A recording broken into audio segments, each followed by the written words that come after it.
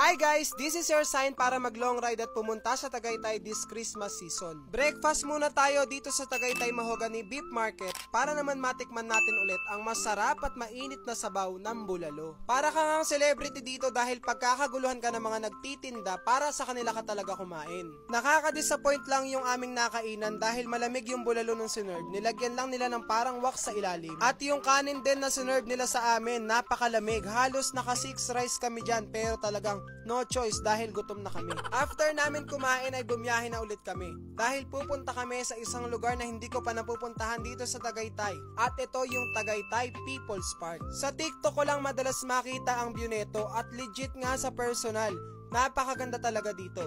At ngayong Christmas season, ang sarap ng hangin at napakalamig dito. Kaya naman magbaon kayo ng jacket.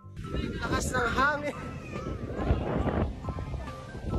O diba kung wala pa kayong budget para magpunta ng Baguio at umakyat ng Baguio, dito muna kayo magpunta sa Tagaytay People's Park at ma-experience nyo din yung malamig na hangin at magandang tanawin. Ang sarap nga mamasyal dito dahil bukod sa malamig ang hangin at malamig ang panahon, fresh air pa yung malalanghap mo. At matatanaw mo rin dito ang view ng Taal Volcano at pati na rin ang Metro Manila.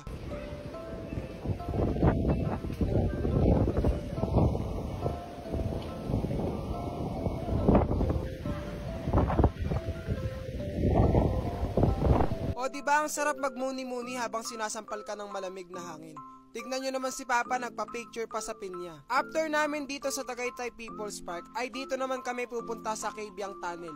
Ang layo ng biyahe from Tagaytay to Cabiang Tunnel, talaga naman nakakapagod. At dahil Sunday kami bumiyahe, napakaraming mga rider naming nakasabay. Nakaka-enjoy nga lalo na nung papasok ng tunnel dahil napakaraming rider at napakaraming motorcycle ang bumubusina. Dahil required yata dito pagpapasok ka ng tunnel ay bubusina ka ng bubusina. Pauwi na nga kami rito at napakarami namin nakasalubong na unggoy. Halos bundok na rin kasi itong Cabiang Tunnel. Kaya naman ang dami nyo talaga makakasalubong na unggoy. Bigyan nyo lang sila ng pagkain at hindi naman talaga sila nangangagat. Napakasaya nga nung naging experience ko lalo na first time kong umangkas sa ganitong uri ng long ride. Kaya naman kulayan na ninyo ang inyong matagal na plano. Mag long ride na kayo. Yun lang, bye!